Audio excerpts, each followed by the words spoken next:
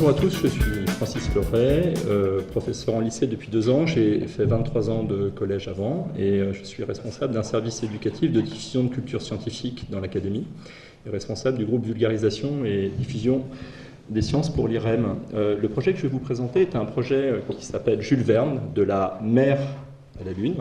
Un petit jeu de mots sur les termes, et en fait qui a concerné un projet en collège, quand j'étais encore en collège, qui s'est poursuivi après avec des élèves de lycée. La durée du projet, c'est 3 ans, c'est pour ça qu'en 10 minutes, je vais essayer de faire bref, de concentrer un maximum d'informations. En 10 minutes, c'est un peu une gageure. Le cadre dans la classe, c'est dans le cadre d'un atelier scientifique qui était mené dans le cadre de l'accompagnement éducatif le soir, avec, sur 3 ans, environ 80 élèves qui ont participé au projet, avec des investissements divers et variés, d'autres avec un investissement tout à fait superficiel, et d'autres qui ont mené le projet, qui ont porté le projet jusqu'au dernier étage de la fusée. Moi, je suis toujours très intéressé par les projets à forte potentialité d'animation. Animation au sens anima, créer de la vie. Et donc, il y a parfois, comme ça, instinctivement, des thématiques qui me paraissent porteuses. Et voilà, en 2009, j'ai défié des élèves avec un groupe de professeurs sur un projet qui était « Est-ce que les élèves sont capables de nous battre sur un jeu vidéo ?» Alors, la réponse est évidemment oui. On était même potentiellement complètement ridicule au départ pour les élèves. Le jeu vidéo en question, c'était de faire le tour du monde à la voile sur un simulateur en ligne. La vraie course existe réellement, bien sûr, c'est le trophée Jules Verne. Faire moins de 80 jours, ça c'était le défi de monsieur Jules Verne au départ. Et puis, en 2010, quand on s'est vraiment attaqué au projet, on était à 48 jours et 7 heures et 44 minutes dans la réalité, record détenu par Franck Camas. Donc les élèves et les professeurs avaient la potentialité de faire le projet sur Internet, donc en numérique, avec d'ailleurs des questions intéressantes entre le rapport entre le réel et le virtuel. Et voilà l'interface sur laquelle nous travaillons. Nous avons travaillé sur une interface où vous voyez des flèches qui représentent la direction du vent et la force du vent. Vous avez en haut un compas de route et vous avez en bas des voiles. À vous de choisir votre route, à vous de choisir vos voiles, à vous de choisir votre itinéraire, faire la bonne stratégie et faire le tour du monde, sachant que les conditions de vent sont fixées parallèlement aux conditions réelles. Voilà, modulo certains ajustements. Et là-dedans, la grande surprise, ben voilà, elle est arrivée, c'est Clément. Alors Clément, il a dit, je sais comment on va gagner. Clément, il a dit, c'est très simple, je vais pirater le site, avec l'autorisation du gestionnaire de site. Voilà. Et je vais créer un robot, c'est-à-dire un programme, qui gérera le bateau en totale autonomie, jour et nuit. Et il balancera autant de requêtes et de virements on bord que je veux, et on va gagner. Je dis, mais tu vas faire ça en quoi? En C++, je programme en C++, il était en 4e. Je programme en C++ depuis un certain nombre d'années. Ah bon? Donc un Obélix de l'informatique, que M. Clément, qui est au fond de la salle, a eu en terminale après, il a pu se rendre compte de ses talents. Mais il me dit, mais pour cela, moi, le problème, c'est que je connais rien sur la voile, je connais rien sur la météo, et je manque d'outils mathématiques, je vais un peu vite, pour mettre au point la programmation technique et stratégique. Donc, bref, j'ai un peu besoin de vous. Donc la première idée, c'était voilà, le rôle de l'enseignant là-dedans, dans l'animation, c'est de mettre en contact avec les bonnes personnes. Donc on a employé on a fait venir un ingénieur météo à la retraite de Météo France qui a travaillé avec eux sur l'étude stratégique du parcours. Et au départ, sur une étude proprement qualitative, parce que les élèves ont tendance à faire ça, vous voyez, quand on part de France et on peut passer en dessous l'Afrique, ils longent l'Afrique, ils passent par le Golfe ici, ce qui est une très très très mauvaise idée, puisque l'anticyclone de Sainte-Hélène veille en bas et produit des vents refusants, et pour des trimarans c'est très très mauvais, et ça vous fait traverser le triangle noir qui s'appelle le poteau noir, dans lequel on reste planté très très longtemps si on s'y aventure fréquemment. Le bon itinéraire c'est celui-là, c'est-à-dire que pour passer en dessous de l'Afrique, il faut aller au Brésil, ce qui est plutôt contre-intuitif pour un élève de 13 ans. Donc eux, ils ont travaillé, du coup, ils maîtrisaient assez bien les cartes du site américain UGRIP qui permet d'avoir les prévisions très fines sur 7 jours. Et pour vous donner une idée de ce qu'est ce jeu, voilà quelques-uns des 300 000 participants. Chaque point est un bateau. Et vous voyez en fait le petit rectangle, je vous le remonte ici, c'est le poteau noir dont je vous parlais tout à l'heure, et vous pouvez vous rendre compte qu'il y a quand même 80% de débutants.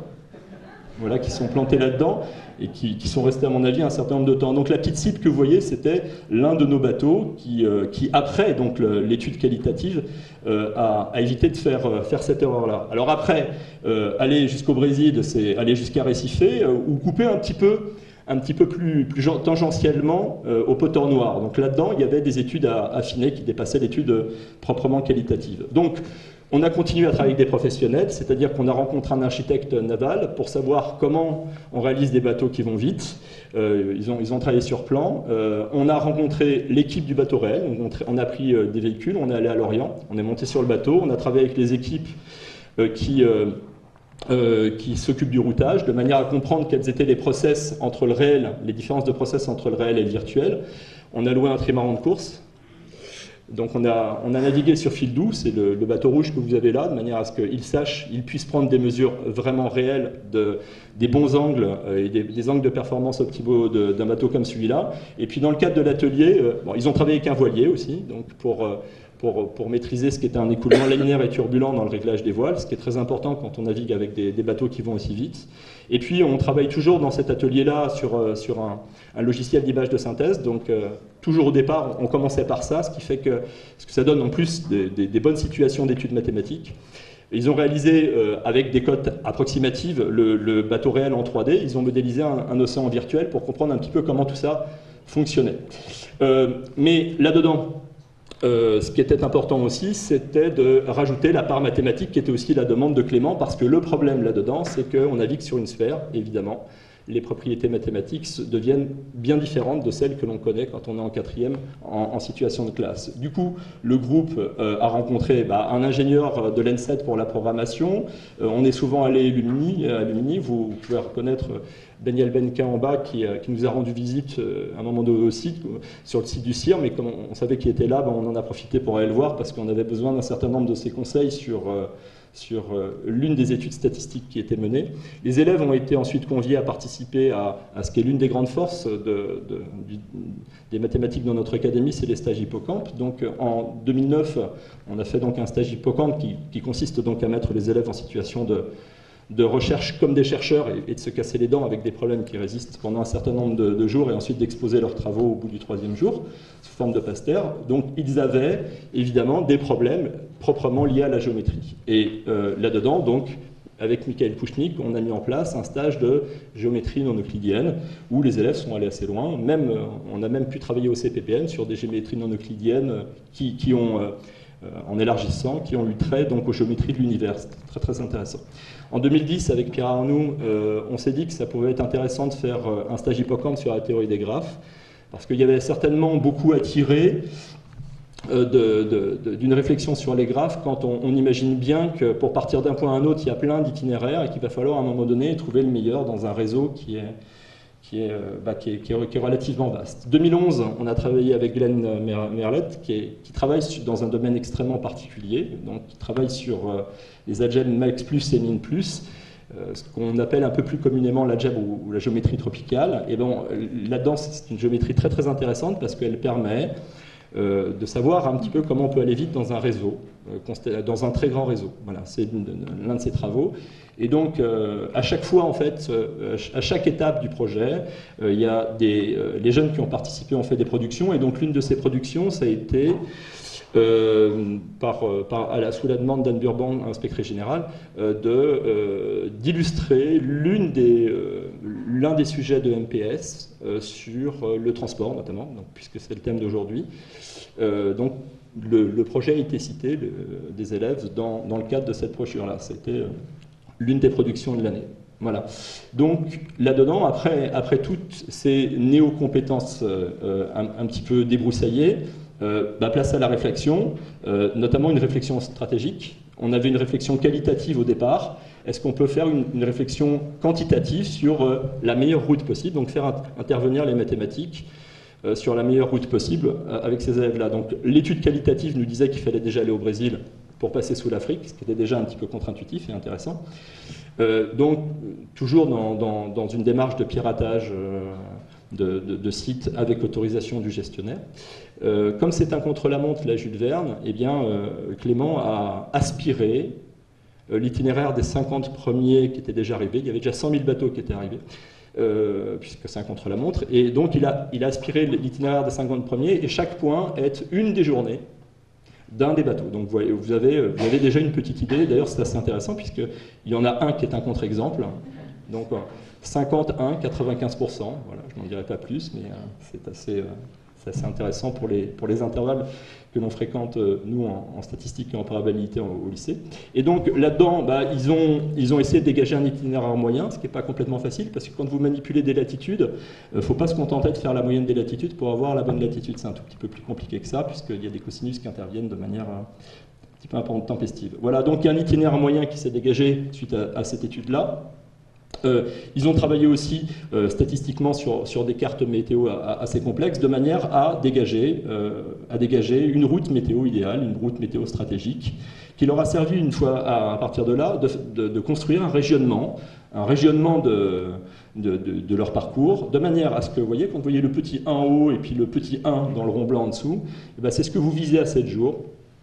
Stratégiquement pour pouvoir suivre à peu près l'itinéraire rouge que vous avez sur la droite. Quand vous rentrez dans la zone 12, faut aller viser le point 12 là-dedans. Donc il y a eu des réglages à faire là-dedans qui étaient un peu mathématiques et un peu empiriques. En tout cas, des réglages assez intéressants. Puis, une fois que vous avez décidé qu'en partant de France, votre point de visée, ça allait être assez proche de Recife au Brésil, il faut essayer de trouver une tactique pour y aller le plus rapidement possible.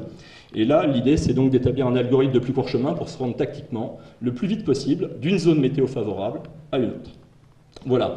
Et donc, comme il y a beaucoup de routes possibles, l'idée, c'est d'explorer informatiquement un grand nombre de routes et de déterminer mathématiquement la meilleure. Alors, en outil, qu'est-ce qu'il possédait? Il possédait la capacité de calculer des distances en géométrie sphérique. Mieux que ça, de calculer des distances sur une projection de Mercator, ce qui est encore plus compliqué, mais les calculs de cap et les calculs de distance ici, ils avaient les outils pour pouvoir le faire. Et donc quand vous avez un point de départ et vous visez une zone météo, un point d'arrivée à 7 jours, leur stratégie a été la suivante, de balayer un cône de 40 degrés au nord de cette route et au sud de cette route, sachant que le logiciel réactualise toutes les 10 minutes. Donc toutes les 10 minutes, on calcule vers ce quoi nous amène le bateau si on change un petit peu l'angle, parce qu'il y a des fois on va plus vite en prenant un angle qui n'est pas complètement la ligne droite. Et à chaque point obtenu, on revise le point d'arrivée et on reconstitue un cône plus 40, moins 40. Et là-dedans, ils se sont très vite rendus compte que ça donnait une quantité incroyable, exponentielle de routes possibles et que ça n'allait pas être gérable informatiquement. Donc il fallait éliminer des routes. Et là, un joli problème de maths est arrivé, puisqu'on se rend compte que finalement, là-dedans, vous avez plein de polygones qui se croisent, qui se juxtaposent, et que les mauvais points, les points à éliminer, les points en retard sont les points rouges ici. Et l'idée, c'est, qu'est-ce que c'est qu'un point rouge? C'est un point qui est à l'intérieur d'un autre polygone. Et joli problème de maths, comment informatiquement déterminer si un point est à l'intérieur ou à l'extérieur d'un polygone. Donc problème qu'ils ont surmonté au départ. Ils ont commencé avec leurs outils, on pourra regarder comment ils ont fait. Ils ont commencé avec leurs outils, de la trigonométrie classique, puis ils sont vite aperçus que les calculs auraient été beaucoup plus longs, donc ils sont partis sur une autre piste. Ce qui leur a donné à la fin la capacité de calculer tactiquement le plus court chemin pour se rendre d'un point de départ à un point d'arrivée donné. Puis phase de programmation qui a été relativement longue. Voilà l'interface qui permet une prise d'information à partir du simulateur sur l'état du bateau et des conditions météo. Ici, là-dedans, vous avez la vitesse du bateau, vous avez le type de voile qui a été choisi. Toutes ces données sont récupérées par le calculateur qui a été programmé, et le calculateur imposait donc au simulateur, par piratage autorisé, les choix du calculateur. Voilà ici. Donc 5 bateaux ont été sous le contrôle de ce système-là, là-dedans, et puis au final, l'un des bateaux, pas les 5, parce qu'il faut avoir un bon calculateur, mais il faut avoir la chance météo pour battre un record. Il faut avoir de la chance nécessairement. Et donc, l'un des bateaux a fait 48 jours, 0 heure et 47 minutes, ce qui a permis de rentrer dans les 60 bateaux qui ont battu ce record du monde sur 300 000. Au niveau des applications industrielles, l'entreprise qui gère le simulateur, on était en contact avec eux pour réfléchir à un système de babysitting de bateaux, puisque c'est une course très très longue et il ne faut pas pouvoir abandonner son bateau quelques jours si on veut faire une pause. Et puis sur le parcours, il y avait Marc Boyer-Chamard qui était côte-côte avec moi on est devenus amis à ce moment-là. Il est directeur opérationnel de la CMA-CGM. Il nous a invités à comparer les process d'optimisation de la CMA-CGM pour optimiser l'organisation des porte-conteneurs. Et puis nous, on a présenté, les élèves ont présenté ce qu'ils avaient fait. Voilà. Chaque étape du projet a été présentée dans un concours national scientifique, Fête de la science en 2009. Ils ont obtenu la médaille d'or et le Grand Prix CEA. Le concours C'est Génial, ils ont eu le prix de la Fondation C'est Génial pour le deuxième étage du projet en 2010, et avec le premier prix Science on Stage aussi, ce qui les a qualifiés pour le concours IntelliCef à Los Angeles, où ils ont pris le 4e Grand Award, qui est un énorme concours. Les vidéos sont sur Internet, c'est assez spectaculaire ce qui se passe là-bas. Et puis en 2012, c'était vraiment le dernier tronçon, ils ont pris la médaille d'argent au concours Fête de la Science. Voilà. Et j'ai présenté le projet à Bordeaux en 2014, en mai 2014 dernier, projet qui a reçu le Grand Prix du jury. Voilà, je vous remercie, j'étais un peu plus long que prévu.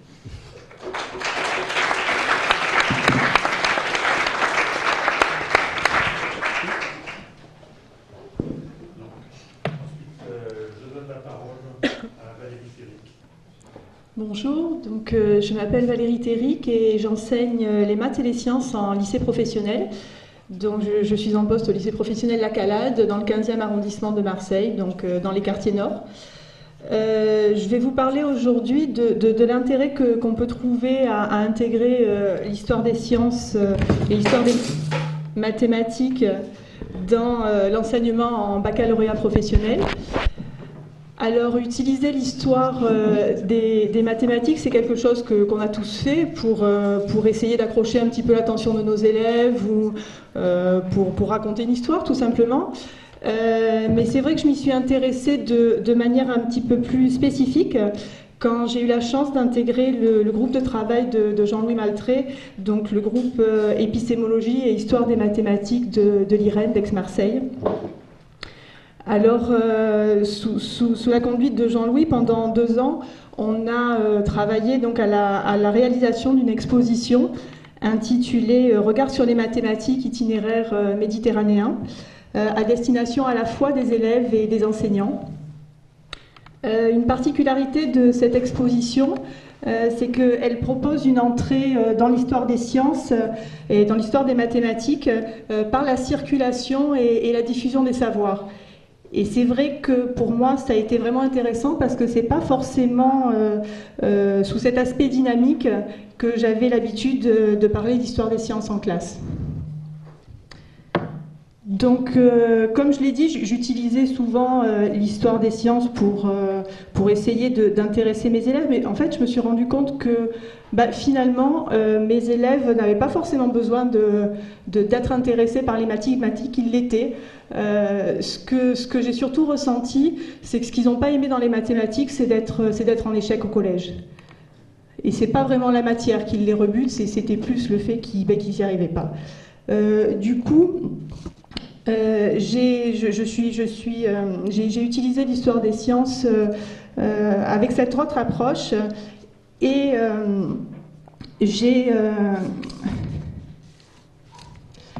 l'ai utilisé en fait quand on a eu nos changements de programme en 2009, où la réforme a complètement bouleversé notre enseignement. On nous a demandé, comme dans beaucoup d'autres enseignements, de travailler, de baser notre enseignement sur la démarche expérimentale, donc aussi bien en sciences physiques qu'en mathématiques. Et c'est vrai que ça a été assez nouveau pour nous, pour les enseignants, pour les élèves, mais aussi pour les enseignants.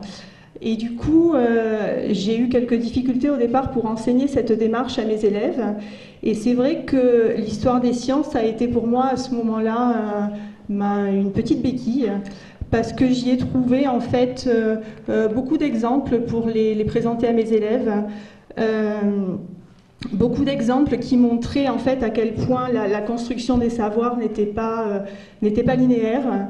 Et c'est vrai que si ça, c'est plus facile à voir en sciences, en mathématiques, c'est moins évident. On a, c'est vrai, plus l'impression que cette science-là est cumulative.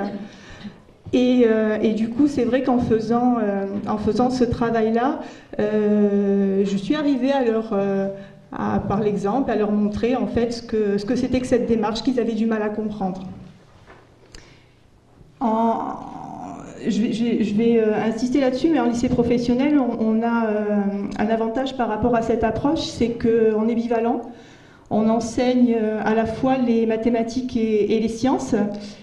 Et du coup, c'est vrai que c'est une opportunité pour nous de présenter l'histoire des sciences dans sa globalité. Il y a un autre avantage aussi qu'on peut trouver au fait de casser cette image de construction cumulative des savoirs en mathématiques, c'est d'essayer de dire à nos élèves que c'est vrai, il leur manque des bases, ils n'ont pas tout réussi au collège, il leur manque certainement des bases, mais ils peuvent quand même travailler les mathématiques. Ils peuvent quand même faire des vraies mathématiques, même s'ils ont des lacunes par endroits sur des notions même élémentaires. Et je terminerai en précisant quel est le positionnement des maths et des sciences en lycée professionnel. On a souvent l'impression que c'est une matière de service, c'est-à-dire que les maths et les sciences sont là pour servir l'enseignement professionnel, et c'est vraiment pas le cas. Comme toutes les matières générales, ce sont des matières qui contribuent à la formation citoyenne. Ce sont des matières qui sont là pour développer une culture commune. Et je ne parle même pas là des enjeux de poursuite d'études. Et donc dans cette perspective-là, je pense que l'histoire des sciences a toute sa place dans l'enseignement en lycée professionnel. Je vous remercie.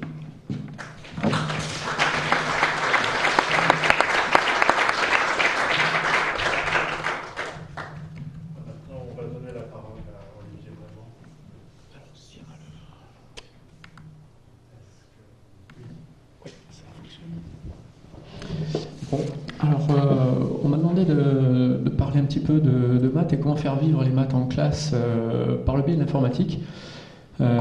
Puisque bon, j'ai plusieurs casquettes. Moi j'enseigne en lycée, j'enseigne en seconde et en terminale en maths.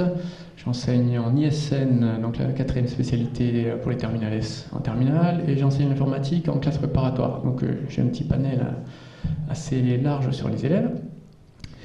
Et j'ai choisi de parler un petit peu de l'exploration de la série harmonique au niveau seconde. Donc c'est un petit peu l'idée, c'est montrer qu'on peut faire vivre des objets mathématiques qui sont a priori complexes pour des secondes. On peut les faire vivre derrière l'informatique et les explorer petit à petit. Donc pour illustrer le problème, bon, ça s'appelle la pile de briques ou la pile de sucre. On se demande, on voudrait essayer d'empiler des briques les unes sur les autres et obtenir le surplomb le plus grand possible. Bien sûr sans que la pile ne tombe. Alors bon, quand on propose ça, il y a tout de suite discussion qui s'engage dans la classe, qui dit c'est possible, qui dit c'est pas possible. Bon, évidemment, la plupart des élèves répondent que ça va pas être possible, de leur expérience matérielle, disons. Alors après, on essaye. On explique un petit peu et on dit que les physiciens, bon, avec quelques formules de statique, enfin, formules dynamiques en physique statique, on obtient que si on place les briques de cette façon-ci, c'est assez astucieux, la pile ne tombera pas. Ah, bien sûr, si la pile est parfaite, hein, il faut que les briques soient indéformables, etc., que le sol soit bien horizontal. Et donc, une fois qu'on les a empilés de cette façon-ci, le surplomb, il est assez facile à exprimer. Il va valoir ceci. Donc, c'est une formule que l'on donne, mais bon, on peut la voir apparaître à peu près sur le dessin. Donc, il va falloir un petit peu expliquer cette notation au niveau seconde avec des petits points au milieu. Là, c'est quelque chose qui les gêne un petit peu a priori. Mais une fois qu'ils ont pris en charge cette notation, on engage la discussion. Alors, à quelle époque de l'année je propose cette activité ? On a déjà travaillé en début d'année sur le tableur, et ils savent déjà ce que c'est qu'une poignée de recopie, des formules, les choses basiques du tableur. On a aussi vu un peu d'algorithmique. On a travaillé la notion de boucle déjà en début d'année aussi. Donc test et boucle, ce sont des notions qui, sans les maîtriser, mais qu'ils connaissent déjà. Et j'ai déjà aussi croisé le chapitre de statistiques, chapitre statistique descriptive, notamment avec la notion d'effectif cumulé, puisque c'est quelque chose qu'ils ont voulu spontanément réinvestir dans le... C'était pas prévu a priori, mais effectivement, je me suis rendu compte que c'était quelque chose qui leur avait servi dans la résolution du problème. Alors voilà, on traduit la formule, on la modélise, on explique ce que c'est que les petits points. Et puis au niveau seconde, plutôt que de dire est-ce que je peux aller chercher un surplomb aussi grand que je veux, ben, effectivement on joue un petit peu sur la variable didactique comme on disait tout à l'heure, je vais fixer une borne. Je vais dire est-ce que je peux prendre le surplomb plus grand que 5 déjà? 5 c'est déjà un grand nombre. On imagine sans peine que dépasser 5 ça paraît difficile. Donc le problème traduit, en multipliant par 2 parce qu'il y a un facteur 1,5 au milieu, on est amené à résoudre cette inéquation. Bon. Alors là, on peut proposer le scénario qui est issu des élèves. Hein. Les premiers ont commencé par le faire sur papier ou de tête. On a commencé en expliquant la notation. D'autres se sont vite aidés de leur calculatrice. Donc voilà un écran de calculatrice. Ça permet de réinvestir les notions pour utiliser sa calculatrice un petit peu astucieusement, parce que une fois qu'on a tapé jusqu'à 1 sur 7, on regarde où on en est. Certains ont voulu aller plus loin, mais ils ont recommencé à 1. Donc on leur a dit non, la calculatrice, si on appuie sur la touche réponse, on reprend le calcul là où il en était. Bon, donc comme ça on continue. Alors la conclusion de la plupart, c'est oui, ça monte, mais ça monte doucement. Donc à peu près unanimement, ils sont tous d'accord pour dire qu'on va arriver à dépasser 10, mais qu'il va vraiment falloir aller loin. Donc il dit ok, bon ben, pourquoi pas, mais alors on va essayer de le voir quand même. Alors c'est là qu'ils ont voulu passer sur le tableur. Parce qu'en fait, c'est une tâche qu'ils avaient déjà rencontrée. Sommer des valeurs, c'est quelque chose qu'ils avaient rencontré dans le chapitre statistique. Ils m'ont dit oui, non mais moi je sais sommer des valeurs, donc avec le tableur on l'a fait en stats. Alors on crée une feuille de calcul, alors, là c'est la feuille de calcul très sommaire qu'on a fait avec les élèves. Donc on a besoin d'une première colonne qui représente les entiers, une deuxième colonne qui va représenter les inverses des entiers. Donc là, il a fallu un petit peu les guider, parce que naturellement, ils avaient envie de mettre les inverses tout de suite, mais ils n'arrivaient pas à trouver de formule qui permette de donner la liste des inverses. Bon. Et naturellement, ils ont voulu mettre la formule somme, là, qu'on voit dans la cellule 1. Et là, c'est assez fatigant, parce que ils ont essayé. Alors d'abord, ils ont tiré 100 lignes, et puis bon, ça suffisait pas. Ils ont essayé avec 1000 lignes, ça suffisait toujours pas. Après, ils sont allés de proche en proche, et puis bon, quand on arrive autour de 20 000 lignes, ça y est, ils se sont dit, oula, là j'arrive à 10,5 ou 11, donc j'ai réussi. Ok, succès, un petit peu fastidieux, mais on a quand même tiré, on a réussi, on est content. Alors évidemment, moi je m'arrête pas là, j'ai dit, ok, on a trouvé, donc c'est possible de dépasser 5.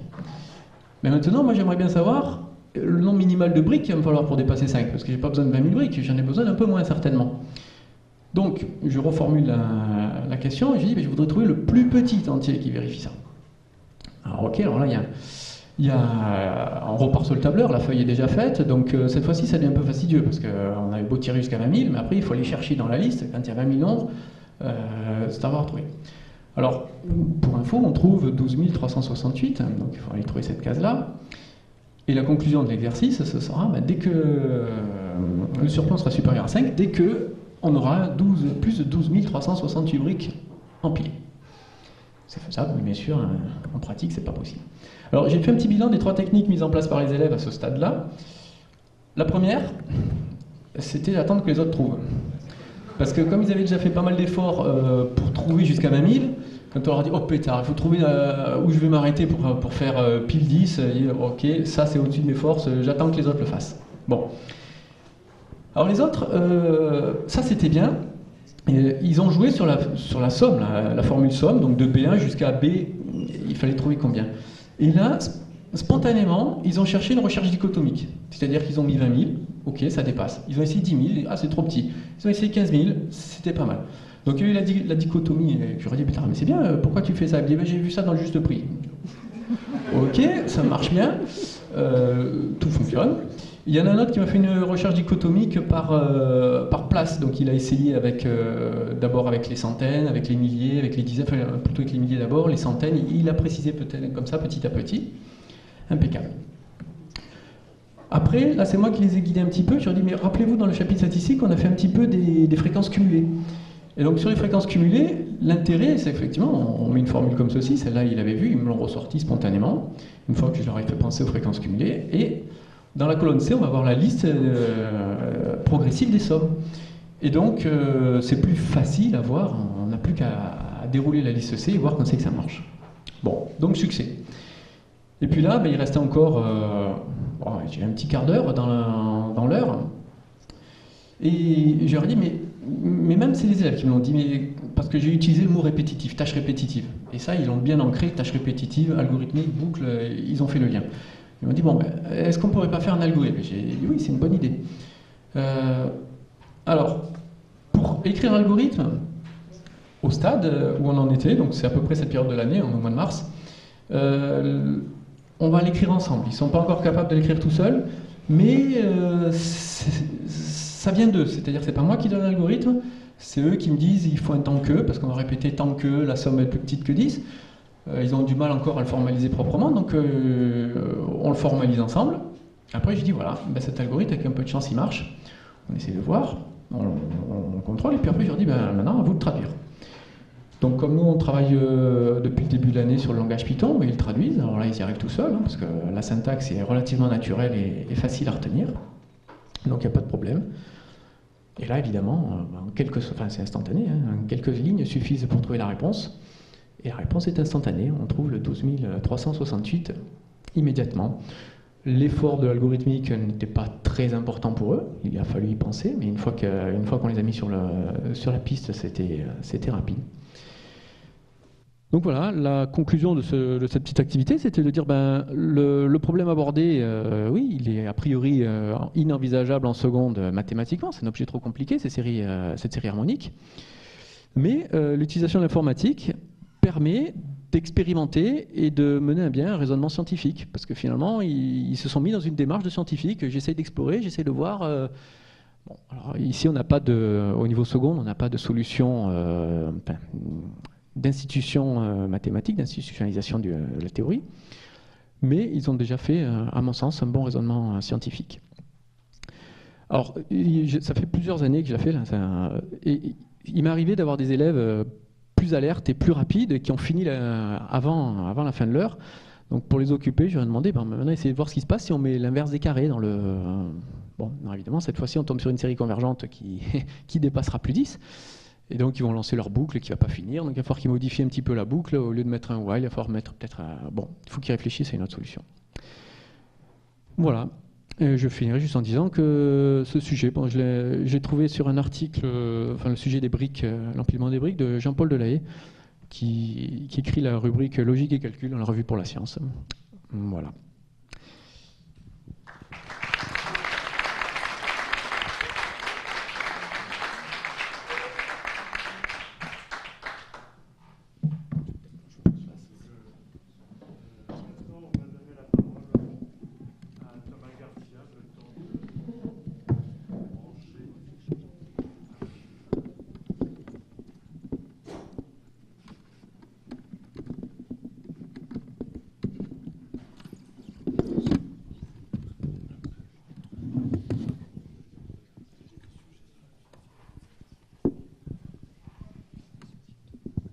Donc bonjour à tous, Thomas Garcia, je suis professeur de mathématiques au collège de Fonrennes à Gap. Donc je vais vous parler d'enrichissement de pratique, sachant que volontairement la présentation va être courte pour rentrer dans les délais, mais qu'on a bénéficié d'un accompagnement très fort de notre académie, de notre département, de l'Institut français de l'éducation, qui en termes de retour, de mon côté, de notre côté au collège, que vous sachiez que tout ce qui vous est présenté, c'est ouvert et qu'on est à votre disposition pour toute exploitation que vous souhaiteriez en faire ou pour tout accompagnement si vous y trouvez un intérêt quelconque. Ensuite, la présentation sera basée volontairement sur le côté pédagogique et beaucoup plus que sur le côté didactique, sachant que les apports didactiques de l'informatique, je n'ai pas trouvé de réelle différence entre une tablette ou un ordinateur quelconque. Par contre, sur le côté pédagogique, il y a quelques innovations qui ont un petit peu bouleversé ma manière de faire cours et le plaisir qu'on y trouve. Donc ça se situe dans un collège connecté, une classe de 3e. Pour l'expérimentation, on a pris des élèves, on a une classe sans bons élèves, donc une classe lambda et volontairement épurée de très bons élèves pour pouvoir faire une expérimentation liée à l'échec scolaire, enfin pas à l'échec scolaire, mais à la remotivation et aux apports pour un public favorisé puisqu'on est dans les Alpes, mais malgré tout lambda. Il y a toute l'équipe pédagogique qui y travaille. On a été doté de tablettes en octobre et on y travaille depuis. On est suivi par l'Institut français de l'éducation autour d'un projet qui est le projet FASMED, qui concerne l'évaluation formative. Du coup, ça nous a permis d'avancer un petit peu sur ce qu'est l'évaluation formative, de découvrir un petit peu la chose, d'essayer de la cerner et d'y travailler. Donc, comme je vous l'ai dit, on est également accompagné par notre rectorat et la direction des services départementaux. Donc vous avez une brève photo d'illustration qui, là, c'était pour vous montrer qu'effectivement, c'était utilisé dans toutes les disciplines. J'y reviendrai plus tard. Et au centre, la diapo centrale, c'est ce qui s'est passé en cours de maths. Si on a le temps, en fonction du temps imparti, je vous présenterai une petite vidéo pour vous montrer ce qui se passait effectivement, enfin, ce qui se passe effectivement dans la classe. Donc vous les voyez en îlot ou dans des situations plus classiques avec des médias différents. Je vais avoir 2 ou 3 diapos, je crois, sur les incidents sur la pratique pédagogique. Qu'est-ce que ça apporte et comment on peut l'utiliser. Ça, c'est un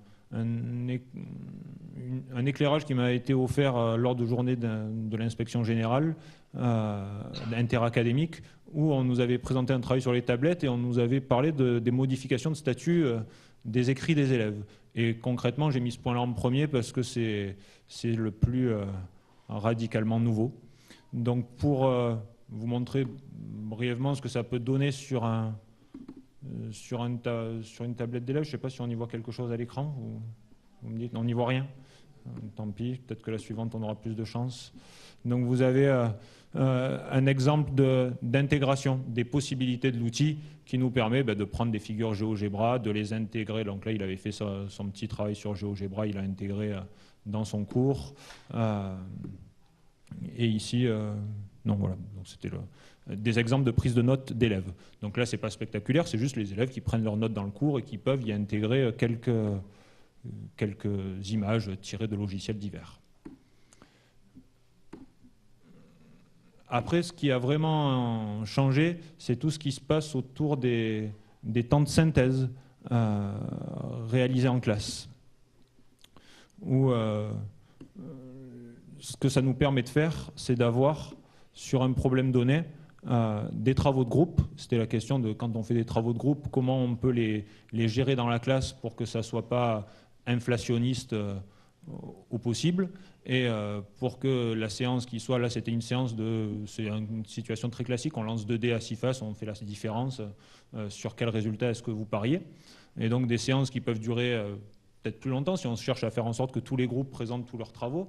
Ben là, ils ont travaillé concrètement par groupe de 2 à 3 et de 3 à 4, 2, 3 ou 4 selon le choix. Et vous avez donc de façon assez libre, ils avaient les dés et ils ont produit des prises de notes, des prises de recherche, des écrits intermédiaires. Et donc l'intérêt principal de la tablette à ce niveau-là, ça a été de pouvoir récupérer ces écrits intermédiaires. Et ce que vous voyez ici, ce sont les tableaux qu'on a écrits au tableau. Donc j'ai récupéré ça sur le TBI et on a pris des notes sur ce qu'avaient fait les élèves. Donc vous voyez les approches diverses où on a eu des débats intéressants sur le fait qu'il y a ici il y a 2 résultats qui paraissent bien bons. Alors qu'est-ce qu'on en fait, sur lequel on parie? Il y a eu des débats amusants là-dessus. Là-dessus, il y a eu un travail sur tableur, essayer de trouver des combinaisons à l'aide du tableur qui ont été inabouties. Ensuite, vous avez un exemple d'élève qui a travaillé sur la recherche des combinaisons possibles, mais avec une erreur au niveau de la symétrie, où il a perdu un certain nombre de combinaisons. Et là, un des élèves, l'élève, on a hésité à le laisser dans la classe, à ne pas l'envoyer en classe relais. Donc c'est un élève, enfin en classe relais, en classe prépa pro.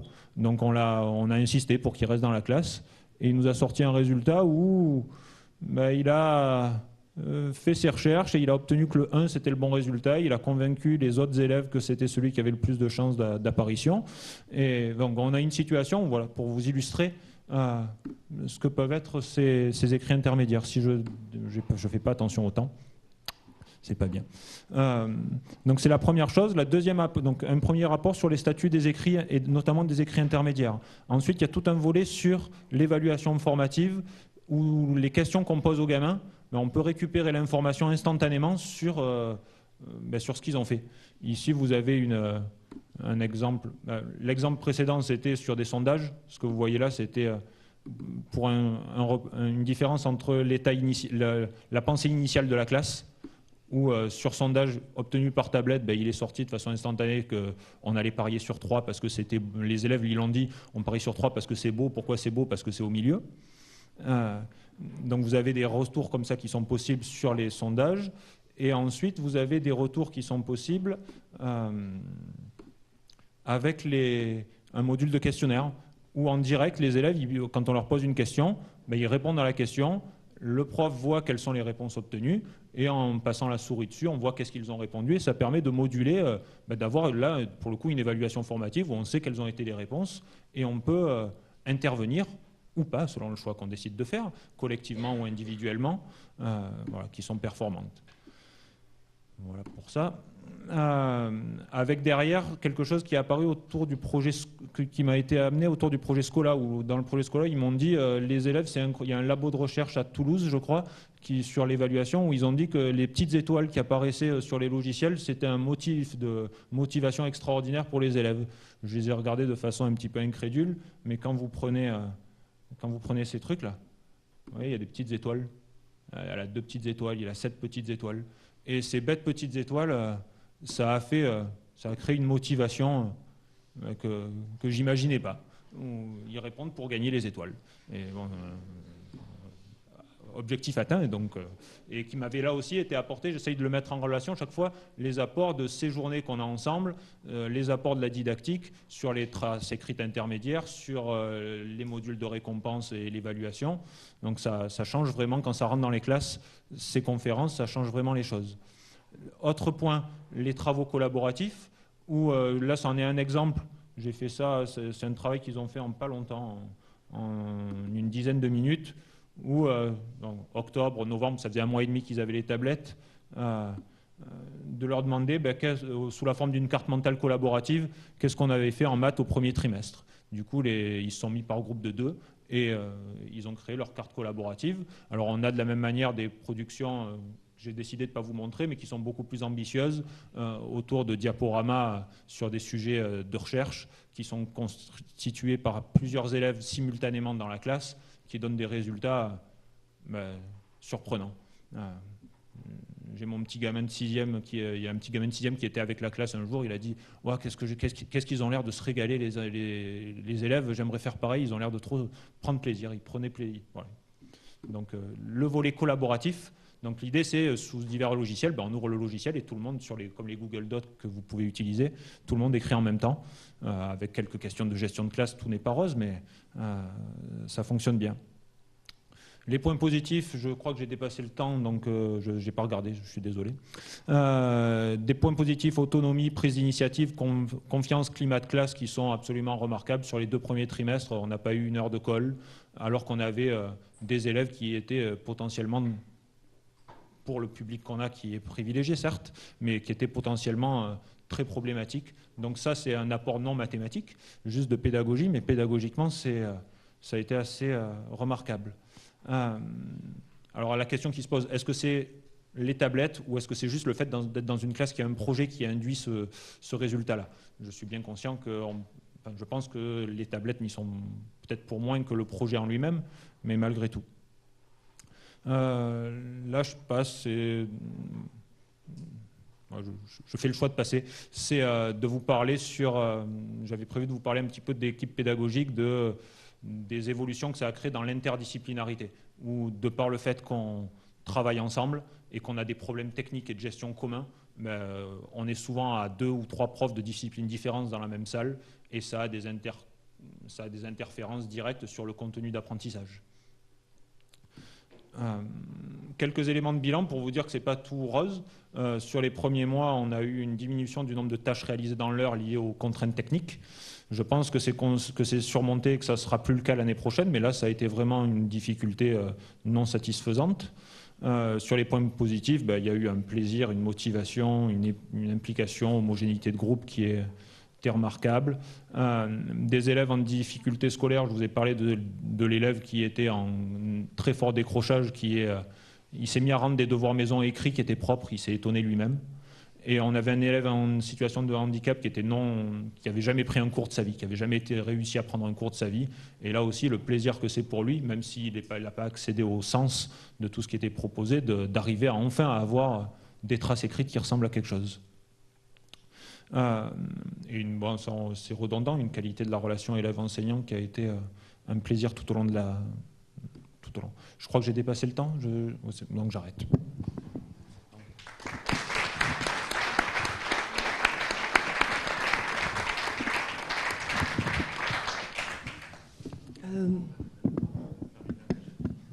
Merci.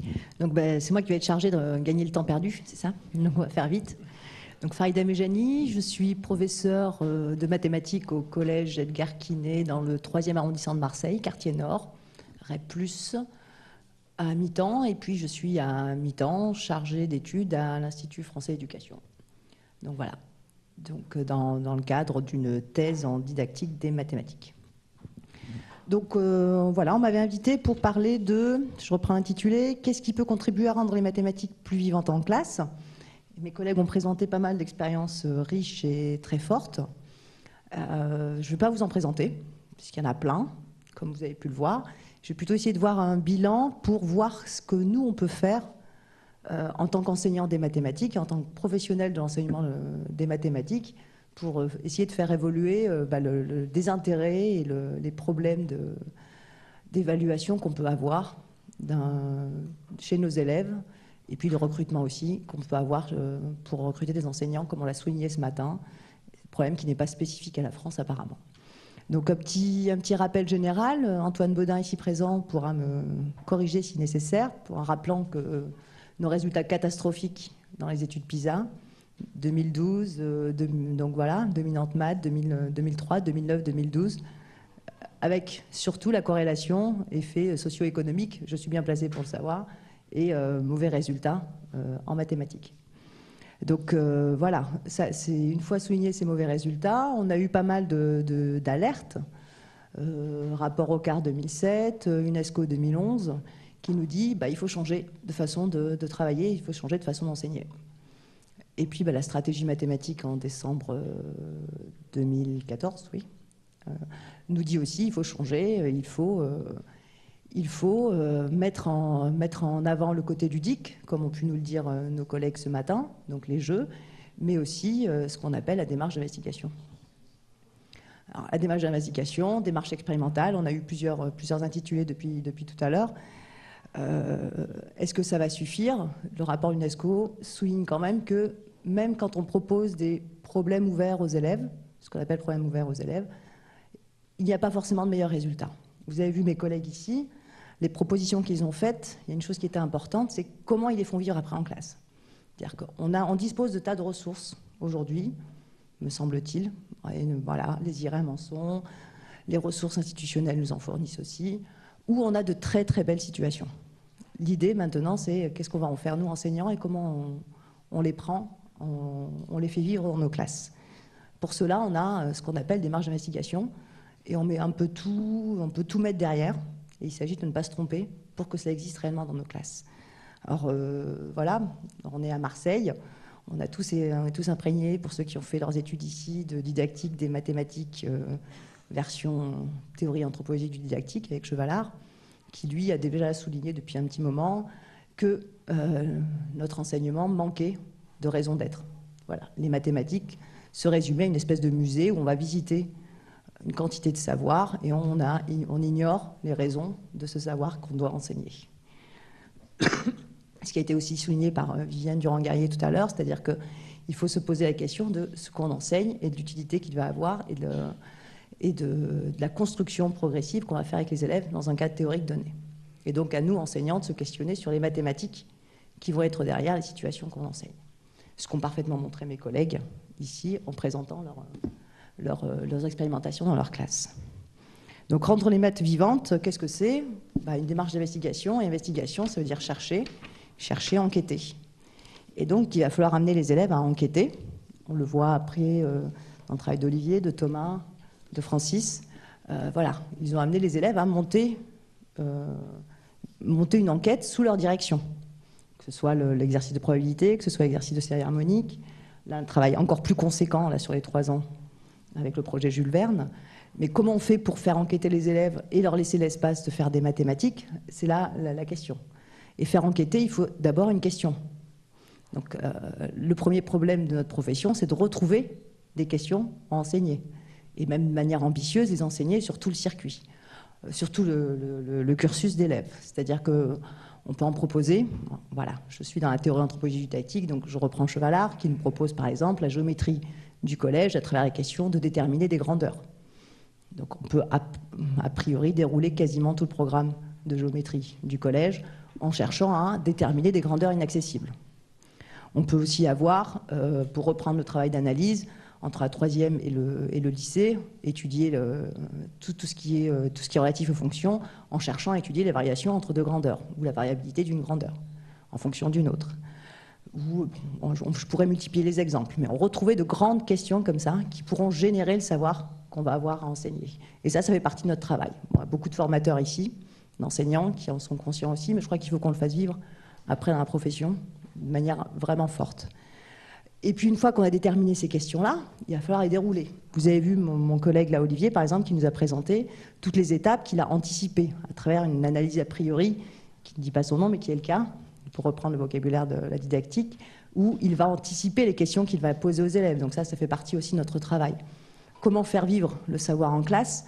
Il va falloir se construire tout un jeu de questions qui vont apparaître, qu'il va falloir s'arranger pour que les élèves les rencontrent en tout cas, et que les élèves les vivent et cherchent à les étudier. Et le savoir va être construit à travers l'étude de toutes ces questions-là et des réponses partielles ou pas qui ont été produites.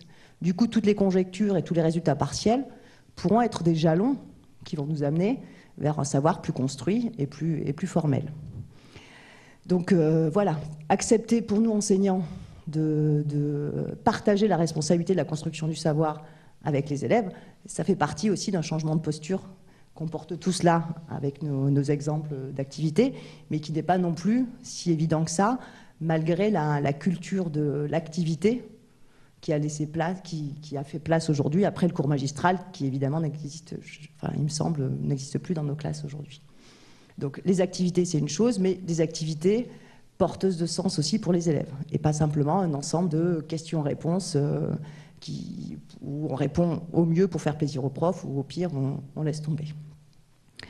Donc pour cela, ça nécessite quand même d'anticiper le déroulement didactique et pédagogique. On en a parlé déjà tout à l'heure, tu en as reparlé aussi Thomas. Voilà, l'enjeu ici, c'est nous construire à la fois le savoir qu'on va enseigner, le penser dans un jeu de questions-réponses, mais aussi son déroulement effectif dans la classe, c'est-à-dire par quelles étapes on veut que les élèves passent pour arriver à tel ou tel type de réponse. Tout ça, vous vous rendez compte que c'est un travail monumental. Chacun dans notre coin, produire ça pour chaque savoir qui est nécessaire. Enfin, je vois le travail de Francis, j'imagine que c'est un travail énorme aussi à produire. Donc on peut produire ponctuellement, mais pour chaque savoir qu'on est censé enseigner à tous les niveaux, c'est évidemment un travail incommensurable. Donc pour cela, on n'a pas le choix, ça va être un travail collectif. Donc on est ici accueillis par des membres de l'IREM, certains d'entre nous en sont membres. Les IREM sont un lieu de réflexion de ce type-là, de production de ressources. Voilà. Est-ce que produire des ressources suffit? Comme je vous l'ai un peu exposé un petit peu avant là, il me semble qu'il faut aussi former les enseignants. Hein. Comment on fait vivre ces ressources?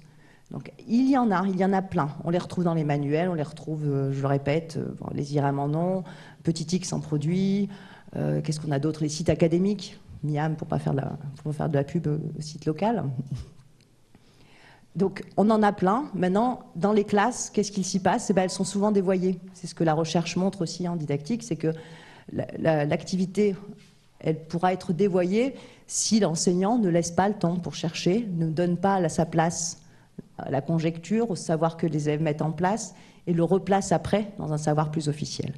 Donc voilà, pour clore, je crois que... Donc nécessité d'une formation continue, initiale d'abord, puis continue, pour prendre en main et fabriquer nos propres ressources, et ceci de manière collective. Voilà, un petit plaidoyer pour la formation aussi.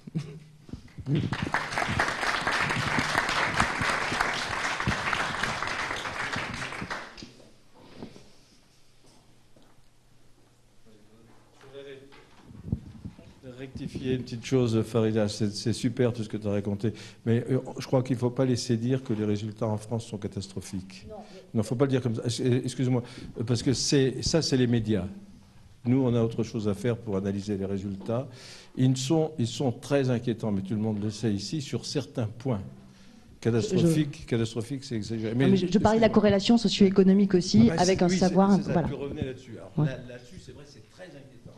Mais on ne peut pas parler quand on compare. Oui. Il y a des tas de choses qu'on pourrait dire, mais non, mais parce que c'est un message lancé aux enseignants qui, du coup, est catastrophique. D'accord. À mon avis. Oui, Guillaume Delofeu, j'avais une question à poser aux collègues. Vous avez présenté des projets assez extraordinaires, bien évidemment. La question qui se pose, c'est pour moi, par exemple, Olivier, tu as évoqué le fait qu'il n'y avait pas de savoir spécifique du programme qui était institutionnalisé à partir de la démarche d'investigation que tu as mis en œuvre avec les élèves. Et moi, je me demande pourquoi est-ce qu'on ne considère pas que des bilans méthodologiques sur comment on cherche un problème et comment on affronte un problème ne font pas partie des bilans, enfin, des connaissances que l'on doit institutionnaliser dans le cahier de mathématiques. Moi, je vois dans chacun de vos projets, enfin de ceux qui ont été présentés ici, matière à réellement transformer cet implicite, puisque beaucoup d'élèves, et de mon point de vue, c'est en tout cas mon hypothèse de travail, ne savent pas faire, ont du mal à affronter des problèmes mathématiques parce qu'on n'aura jamais appris, d'un point de vue méthodologique, comment on pouvait chercher un problème en mathématiques.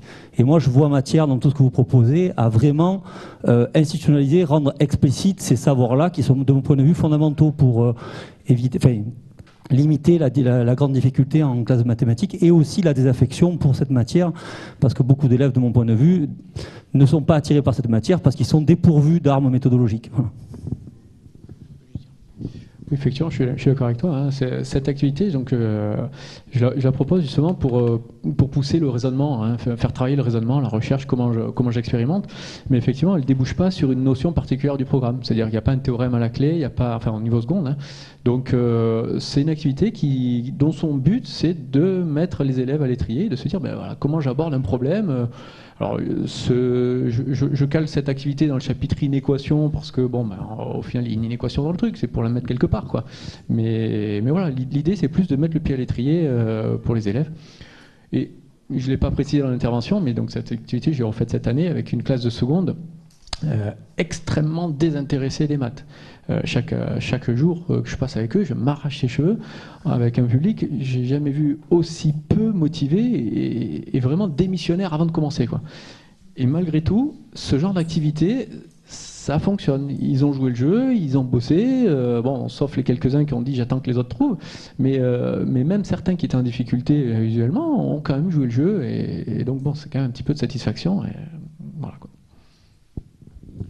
Moi, sur la question que tu poses, je m'étais heurté au problème en début de carrière sur résoudre un problème. Qu'est-ce qu'on fait? On choisit une inconnue, on exprime les autres données, etc.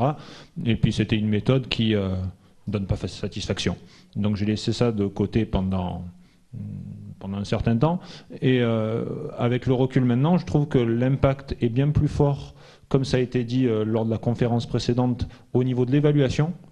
Quand dans l'évaluation, on accorde du crédit explicite, cette fois-ci, comme tu le dis, explicite, sur les phases de recherche, les productions intermédiaires, et que c'est traduit en termes d'évaluation pour les élèves, l'impact est beaucoup plus fort je pense qu'une formalisation des méthodes de recherche dans le cahier.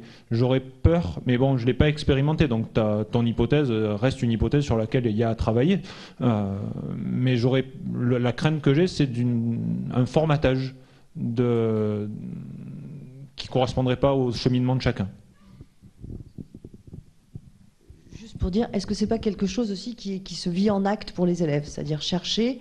Est-ce que c'est vraiment enseignable? Est-ce que c'est formalisable à un moment? Ou est-ce que ce n'est pas la situation qui va inciter les élèves à se mettre en position de chercheur? Il me semble que je sais pas si c'est enseignable. Le chercher. Est-ce que c'est enseignable? Je ne sais pas. Je pose la question. Moi, je trouve ta question très intéressante.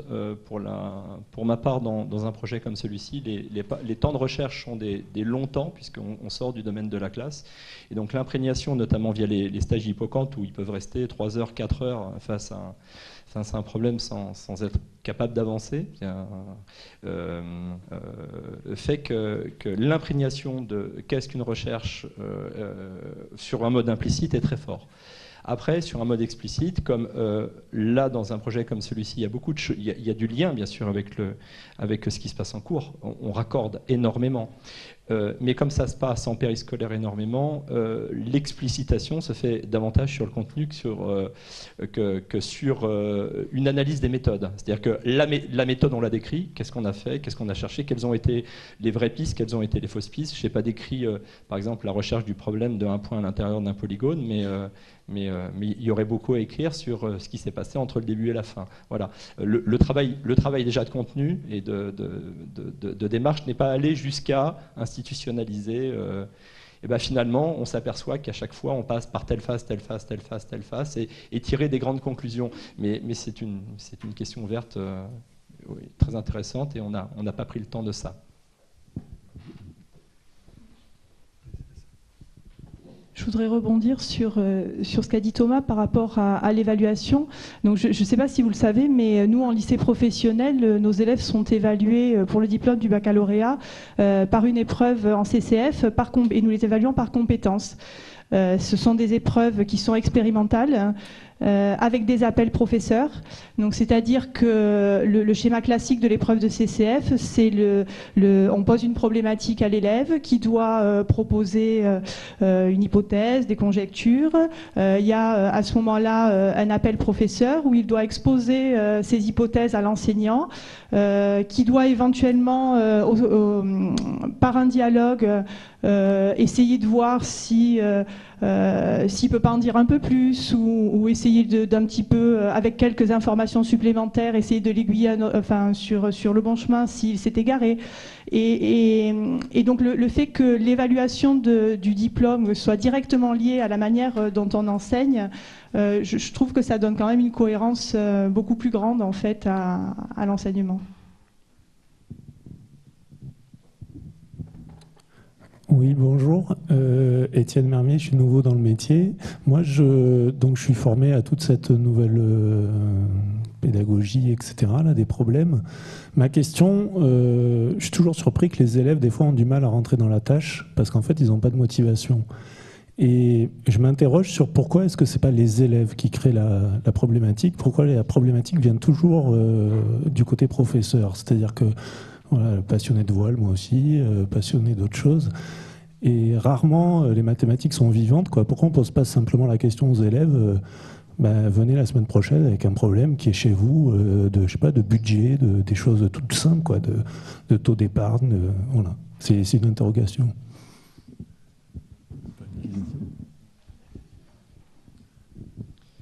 Pour le coup, dans le projet qui a été présenté, le terrain de jeu, effectivement, a été un peu initié par le professeur. Mais après, le problème en soi, c'est-à-dire créer un robot, c'est l'élève qui l'a proposé. Voilà, donc, est-ce que ex nihilo, on peut faire venir les élèves? Certainement. Mais là, l'idée était de, justement, pour aller dans le sens de votre question, poser un contexte où je ne sais pas ce qui allait émerger, mais il allait émerger quelque chose. Je ne savais pas quoi. Et on est tombé sur un Obélix de l'informatique. Il a émergé ça. Les années précédentes, il n'était pas là. Il a émergé autre chose. Donc, il est quand même pour le coup, il m'a estimé de mon rôle d'arriver avec un petit peu, avec un terrain de jeu au départ, pour susciter justement de la part des élèves de nouveaux problèmes sur la base de ce qu'ils étaient, de ce que ce groupe était là cette année-là. Voilà. Et donc, c'est cet élève qui a posé le problème dans ce cas. Moi, j'aurais 2 éléments pour apporter réflexion. Le premier, c'est, je pense qu'on ne le propose pas davantage aux élèves, parce que ça met l'enseignant potentiellement en difficulté. Qu'est-ce que c'est qui va sortir? Quel travail a priori ça nécessite? Quelle quantité de travail a posteriori ça nécessite? Et quant à tout ce travail-là, le deuxième élément de réponse, il me semble que c'est que les situations riches, elles existent, mais il faut se les approprier, et quand on est enseignant, c'est déjà difficile à trouver. Et ensuite, ça doit rentrer dans un curriculum de formation. Et l'organisation annuelle de la formation, il me semble que c'est quelque chose de très important. Du coup, en conclusion, j'ai tendance à dire oui de temps en temps, mais que ça ne peut pas faire, dans la pratique que j'ai pu observer, l'architecture centrale de... Mais je me trompe peut-être, j'ai jamais essayé de l'expérimenter, donc je donne des réponses sans avoir expérimenté. Peut-être pas des réponses, mais des éléments de réflexion. Voilà, pour renforcer un peu ce que vient de dire Thomas, il me semble qu'on est enseignant, qu'on a un programme à enseigner, qu'on a un savoir minimum à enseigner. Par contre, dans le cas d'ateliers ou de lieux annexes, extrascolaires ou dans l'établissement, de clubs, enfin il y en a beaucoup, on a énormément d'occasions de faire vivre des questions que les élèves peuvent porter seuls. Après, l'enjeu pour l'enseignant, une fois qu'il a choisi le problème à faire étudier, c'est aussi à lui de laisser la marge nécessaire pour que les élèves produisent de nouvelles questions qui vont faire avancer l'étude. Ce que Francis a fait, mais on peut le faire, ce qu'il a fait là, on peut le faire vivre au sujet on cherche à le faire vivre en tout cas pour n'importe quel thème mathématique étudié ou domaine mathématique étudié. C'est un peu l'enjeu, nous, de notre métier de prof, c'est d'amener les élèves à poser des questions et à construire une investigation autour du problème que le prof a apporté. Oui, mais ça fait partie du contrat et de la règle du jeu entre les élèves qui viennent pour apprendre et le prof qui vient pour enseigner. Il y a quand même une démarche de ce type-là à un moment donné.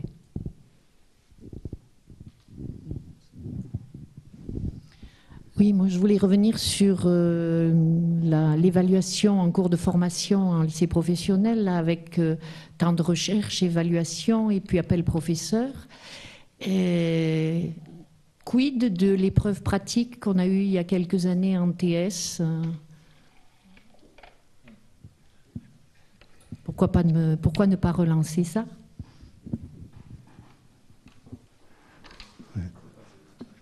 J'ajoute que l'épreuve pratique qu'on avait proposée en TS il y a quelques années serait peut-être un moyen de répondre à quelque chose dont j'ai parlé tout à l'heure, qui est le fait que la moyenne de maths soit de 3 points inférieure à la moyenne de physique au bac. Ce qui Pardon? Ça a un petit peu changé. Vous avez réussi à... Oui, c'est à peu près la même maintenant? D'accord.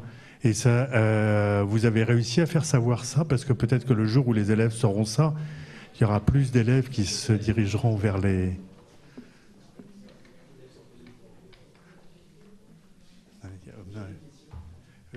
Vous vouliez peut-être répondre pour...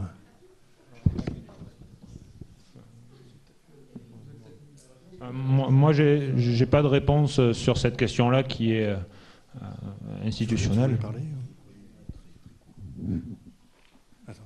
Attends. La réponse est très simple. La réponse c'est non. Voilà. Je veux dire, il faut être un petit peu réaliste. C'est-à-dire, à un moment, il faut reconnaître ses échecs. Hein, c'est-à-dire que mettre en place une épreuve pratique, faire changer des épreuves, la définition des épreuves de bac, c'est très difficile. C'est un lobbying. Voilà. Je veux dire, c'est de la politique. Hein. Il faut reconnaître que c'est un échec. Ça a été porté par l'inspection générale, j'ignore la génération précédente de l'inspection générale, et ça n'a pas abouti. Donc c'est un échec. Voilà. Je veux dire, je crois qu'à un moment, il ne faut pas vivre non plus dans les rêves. Hein. C'est-à-dire qu'il faut apprendre des échecs des générations précédentes. Donc, alors c'est une très belle idée à laquelle nous adhérons tous, mais qui a buté sur le principe de réalité. Et des coûts, hein, surtout aussi. voulais revenir sur la question que posait Guilhem. En fait, c'est une grande question et il n'y a pas tellement de réponses parce que depuis Polia et sur les heuristiques, comment on résout un problème, on ne sait pas trop. Mais le problème fondamental, me semble-t-il, c'est que les élèves, ils étudient les mathématiques à l'école, sur un programme qui se passe en un temps relativement court, 3 heures, 4 heures en collège, un petit peu plus en lycée, selon la série. Et donc, cette démarche de recherche et de résolution de problèmes, me semble-t-il, il faut la faire vivre dans l'école, dans l'enseignement du programme. Alors, les programmes, ils sont ce qu'ils sont, mais il y a matière à travailler énormément dans les programmes, à faire travailler les élèves en situation de problème pour produire des maths. Alors, je prends un seul exemple, parce qu'il est récent, on est en train de préparer un stage sur l'enseignement des relatifs. J'ai regardé une activité d'un livre, d'un manuel, sur la soustraction des relatifs. Bon, alors, il y a un thermomètre, on fait varier la température, etc. On fait des soustractions. Et puis ensuite, on dit, tiens, et si tu additionnais l'opposé? Ah, magie, ça marche, c'est pareil. Où sont les mathématiques là-dedans? C'est de la magie. Est-ce qu'on ne peut pas faire vivre la compréhension du fait qu'effectivement, pour soustraire un nombre, il faut ajouter l'opposé? Est-ce que ça, à l'intérieur des mathématiques, c'est pas du domaine du possible? Alors, c'est peut-être difficile, il faut réfléchir, il faut des collectifs, mais tant qu'on va enseigner les mathématiques, comme je le vois en regardant les manuels, et comme je le vois malheureusement traduire dans les classes, parce qu'on va les observer, les classes, depuis l'Institut français de l'éducation, c'est sûr que les élèves ne résolvent pas des problèmes dans la classe. Les mathématiques apparaissent comme quelque chose parfois de relativement magique. Faites-le parce que c'est comme ça. Et ça ne peut pas marcher. C'est pas comme ça qu'on forme un esprit scientifique. C'est Bachelard qui le disait, c'est pas moi.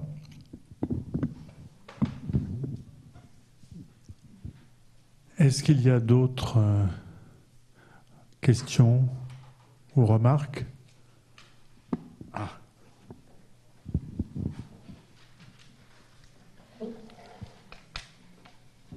Donc une question pour Francis Lauré, l'expert en C++, le fait qu'un élève savait programmer, qu'il y avait finalement la programmation, c'était quelque chose d'assez important dans ce projet. Est-ce que d'autres élèves ont appris à programmer en C++? Est-ce qu'il y a eu un impact, disons un apprentissage, voilà. Puis par exemple pour Olivier Broban, la fonction logarithme qui est sous-jacente évidemment à l'activité, est-ce qu'elle a été introduite? C'était le moment peut-être? Oui, la totalité du groupe a goûté à la chose, donc la totalité des élèves, et ensuite une petite partie a accompagné Clément pour faire des petites choses faciles dans le projet, mais il était évident qu'il n'allait pas rester les locomotives déconnectées du groupe et que les autres allaient être des gens qui allaient simplement alimenter en termes de contenu et puis lui faire la phase finale, même si il faut être réaliste sur le plan de la programmation, il a été grandement maître d'œuvre. Mais évidemment, là-dedans, il y a peut-être 200 diapos, j'en ai enlevé plein, il y avait des photos où il y avait la classe entière qui était en train de travailler sur les ordinateurs à faire une petite partie de la programmation. Enfin, la classe, le groupe, puisque c'était dans le périscolaire. Oui, alors effectivement, là j'ai présenté cette activité en seconde, mais je me sers du même support en terminale pour introduire la notion de suite et de limite. Ah, non, en seconde, j'ai pas envisagé, mais ouais, pourquoi pas, effectivement, c'est une piste qui pourrait être intéressante. Bon, je l'ai fait en terminale, puisque c'était la notion de limite infinie, mais effectivement, en seconde, oui, pourquoi pas, la question est intéressante. Oui, y réfléchir.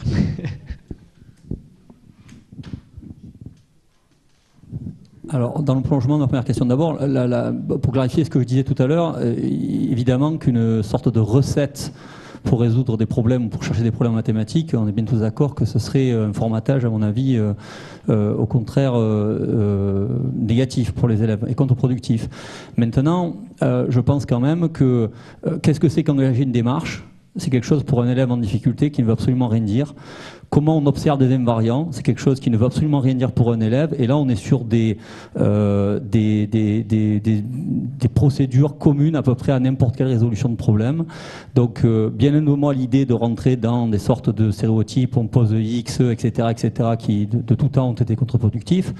Mais par contre, éclairer, expliciter ce que c'est que de mobiliser des outils de contrôle étape par étape pour savoir si on n'a pas fait une erreur, comment on observe des invariants, comment on fait bouger certains paramètres dans un problème pour voir comment ça se comporte, etc.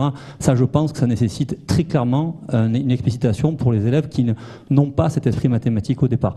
Bon, ça c'était l'anecdote par rapport à la réponse que vous avez apportée tout à l'heure. Et la deuxième chose, c'est que je voulais savoir dans vos projets qui ont été présentés, est-ce que vous arrivez à déceler un transfert, c'est-à-dire est-ce que ça devient des situations de référence pour les élèves en termes d'apprentissage, auxquelles ils arrivent à se référer un peu plus tard dans l'année, dans le curriculum, en disant « Ah oui, on avait travaillé cette activité-là, et je me rappelle, on avait fait ça, et donc que ça permette de débloquer parfois les situations un peu plus tard dans le curriculum. » Bon, je vais donner une réponse très courte. Effectivement, moi j'avais remarqué, alors c'est pas cette activité, c'est celle sur les statistiques, là, quand on a travaillé sur les effectifs et les effectifs cumulés. C'est une tâche qu'ils ont manipulée informatiquement, et puis ils ont voulu la réinvestir là, parce qu'ils se sont dit « Ah bah oui, je fais la même chose ». Et donc ça a facilité, ça nous a fait gagner du temps bien sûr, parce que une année je l'avais traité cette activité-là sans avoir fait de statistiques avant, et effectivement cette tâche-là, il a fallu la faire émerger à ce moment-là, et ça avait pris beaucoup de temps, et j'avais pas pu faire l'algorithmique à la fin de l'heure parce que j'avais été trop court. Donc là, avec l'expérience, je me rends compte que c'était très intéressant d'avoir géré la notion d'effectif et d'effectif cumulé avant. Sur un plan pédagogique, il y a le côté mémoire de la classe qui est évident. Donc on peut faire référence à ces choses-là parce que ça a marqué la classe et donc on en a parlé, c'est des moments dont ils se souviennent. Donc il y a le côté mémoire de la classe. Après, quant au transfert, là-dessus j'ai une expérience qui m'amène à être plus réservé. Dans quelle mesure ils arrivent à percevoir le concept et à relier le concept qu'on a travaillé à l'activité elle-même, je pense que ça vient plus dans la durée. Je suis plus réservé là-dessus. Pas sur l'intérêt de le faire, bien sûr, sur l'efficacité des situations que j'ai pu proposer. Là, quand on s'appuie sur le périscolaire, le transfert principal, il est sur la motivation des élèves qui ne sont pas au départ, qui ne se décrivent pas au départ ou qui ne se définissent pas au départ comme matheux. Et donc, dans un atelier comme celui-là, il accueille tout type de niveau. Évidemment qu'il y a des très bons élèves, mais c'était dans un collège, Tanirama, c'est pas une ville très favorisée. Donc on tape pas, il n'y a pas que des futurs Louis le Grand là-dedans. Il y avait quelques très bons élèves, mais pour beaucoup d'élèves, ça a redéfini le fait qu'ils peuvent être des mathématiciens comme les autres. Donc le transfert de motivation, il est important. Ensuite, le transfert de contenu, il doit s'opérer, mais il doit s'opérer en particulier sur la tranche supérieure, dans ce que l'on a mené. Après, il me semble que ce genre de situation va créer une connaissance, va mettre en place un savoir, une connaissance sur laquelle on pourra s'appuyer, qui sera disponible après, mais va surtout mettre aussi en place des techniques qui, elles, vont être transférables. C'est-à-dire ce que tu vas pouvoir ressolliciter après, c'est des techniques de résolution, plus que... Enfin, le savoir, il va être disponible, mais je ne sais pas s'il est transférable dans ce sens-là. Il sera réactivé, réutilisé quand on en aura besoin, mais c'est la technique qui doit être explicite dans ce que tu disais, là, résoudre. Donc, rendre explicite, et il n'y a que des techniques que tu pourras expliquer. C'est comment on a fait pour déterminer une valeur, donc on a utilisé l'algorithmique, comment on a fait pour déterminer un trajet idéal, donc on a utilisé la théorie des graphes ou de la géométrie non euclidienne, mais c'est à chaque fois le comment, et ça va être la technique qui va sortir, quoi. Je voudrais juste rajouter un élément sans avoir l'impression de défendre absolument le périscolaire, mais ce que rajoute le périscolaire par rapport à la situation de classe quand même, c'est le fait que, notamment dans un stage comme les stages hippocampe, les temps de recherche sont très très longs et les temps de déambulation sont très très longs et plus longs que les temps plus normalisés que l'on fixe en analyse a priori des situations. Donc c'est un apport de se dire, parce qu'il est compliqué pour un élève de savoir combien de temps il doit chercher. Les élèves rentrent à la maison et il y a des élèves qui, s'ils ne voient pas immédiatement la solution à un problème, l'abandonnent en disant j'ai pas trouvé. Voilà. Et donc cherche plus longtemps. Qu'est-ce que ça veut dire plus longtemps? Voilà. Et dans les situations de classe, alors on les fait chercher plus longtemps au travers des activités notamment que vous proposez à l'IFE. On les cherchait plus longtemps. Là, quand on les laisse mais vraiment patauger pendant 3 heures et qu'il sort a priori rien, mais en définitive beaucoup. C'est un apport intéressant sur le plan du regard personnel que l'on pose sur sa propre capacité à faire avancer sa recherche. Peut-être. Là, je voudrais rajouter que quand on a eu l'idée de ces journées du Forum des maths vivantes, c'était un peu de ça dont on voulait parler. C'était l'intégration entre le scolaire et le périscolaire. Et le fait qu'il ne fallait pas détacher, avoir 2 trucs complètement séparés, mais qu'au contraire, ce à quoi nous devrions travailler, c'est de voir comment est-ce qu'on peut arriver à articuler ces 2 choses où on ne fait pas exactement les mêmes choses, mais qui sont très complémentaires. Et le fait, justement, par exemple, les stages hippocampe ou les matangines, où on peut réfléchir sur un temps long, comment est-ce qu'on peut donner un autre point de vue aux élèves et arriver ensuite à réinvestir ça. Je pense que c'est une autre des choses sur lesquelles il faudra travailler. C'est complémentaire et il ne faut surtout pas les opposer, et en particulier opposer du scolaire conformiste et ennuyeux à du périscolaire qui est génial, et donc mettons l'école à la poubelle. Donc il y a là des choses à réfléchir. Je pense que peut-être ça va être un bon moment pour s'arrêter. Je remercie tout le monde pour votre participation jusqu'au bout. Il reste des posters, si vous voulez les regarder, on peut encore discuter dans l'entrée pour quelque temps. Et merci à tous.